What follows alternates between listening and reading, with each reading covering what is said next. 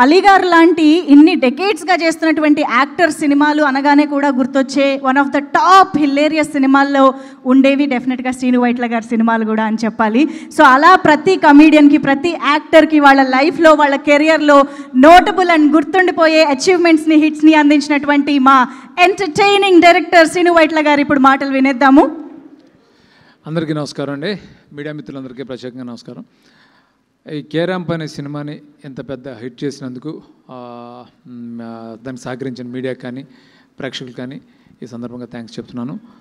అట్లాగే ఈ సినిమా నేను చూసినప్పుడు నాకు అనిపించింది అంటే ఎంత మంచి ఒక సెన్సిటివ్ పాయింట్, అంటే ప్రేమించడం అంటే బలహీనతలను కూడా ప్రేమించగలగటం అనే సెన్సిటివ్ పాయింట్ని ఎక్కడ ప్రీచింగ్ లేకుండా ఎంగేజింగ్గా, ఎంటర్టైనింగ్గా చెప్పిన డైరెక్టర్ నిజంగా గ్రేట్.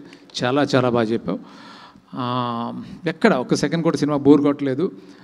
అలాగే ఈ సినిమాకి పనిచేసిన టెక్నీషియన్స్ అందరూ కూడా ఎంతో ప్రాణంతో, ఎంతో ఇష్టంతో డైరెక్టర్కి ఒక సపోర్ట్గా నిలిచి ఇంత మంచి క్వాలిటీ రావడానికి, ఇంత తక్కువ టైంలో ఎంతో క్వాలిటీ ఉన్న సినిమా తీయడానికి సహకరించారు. అందరికీ ఈ సందర్భంగా కంగ్రాట్స్ చెప్తున్నాను. అట్లాగే యాక్టర్స్ అందరూ కూడా బాగా చాలా చాలా మంచి ఆర్టిస్టులు అందరూ ఫెంటాస్టిక్గా చేశారు. అది వెన్నెల కిషోర్ కానీ, లేకపోతే నరేష్ గారు కానీ, మిగతా యాక్టర్స్ అందరూ కూడా కొంతమంది పేరు నేను మర్చిపోయినా కానీ సమయం.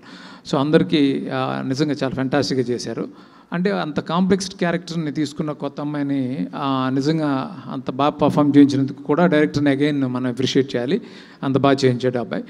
సో అట్లా కెమెరామెన్ సతీష్ కానీ ఫెంటాస్టిక్, తన వర్క్ చాలా బాగుంది. అట్లాగే అందరూ బాగా ఎక్సెల్ అయ్యారు.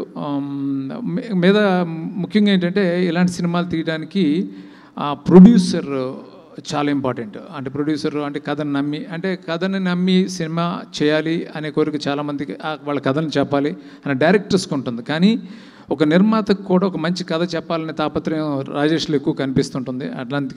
అందుకే రాజేష్ ఇన్ని సక్సెస్లు ఇవ్వగలుగుతున్నాడు. కంగ్రాట్స్ రాజేష్.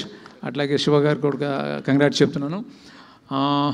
అట్లాగే కిరణ్ గురించి నాకు చాలా హ్యాపీగా అనిపించింది. అంటే ఎంత ఎనర్జెటిక్గా చేశాడంటే తను నిజంగా రవి, నాకు అభిగ్ని ఫిలిమ్స్ వెంకీ దుబాయ్ సినిమా చేసేటప్పుడు రవి ఎలా ఉండేవాడు అలా అనిపించాడు. సో తనకి చాలా చాలా మంచి ఫ్యూచర్ ఉంటుంది. అంటే నాట్ ఓన్లీ కామెడీ, తను ఎమోషన్ కూడా ఫెంటాస్టిక్గా చేస్తాడు. తన ఫిల్మ్ ఎస్ఆర్ కళ్యాణ్ మండపంలో ఒక షాట్ ఉంటుంది, నేను మనకు కూడా చెప్పాను. చాలా ఫెంటాస్టిక్గా అంత పెద్ద షాట్ని అంత హోల్డ్ చేసి అంత మంచి పర్ఫార్మెన్స్ చేశాడు. అట్లాగే ఈ సినిమాలో కూడా అంత బాగా అదే పర్టికులర్గా ఫుల్ ఎనర్జెటిక్గా చేయడంతో పాటు ఎమోషన్ కూడా ఎక్స్ట్రాడినరీగా చేశాడు. ఈరోజు ఇంత సినిమా ఎంత పెద్ద హిట్ అయినందుకు చాలా చాలా సంతోషంగా ఉంది. అందరికీ ఈ సందర్భంగా మరొకసారి కంగ్రాట్స్ చెప్తూ థ్యాంక్ యూ సో మచ్.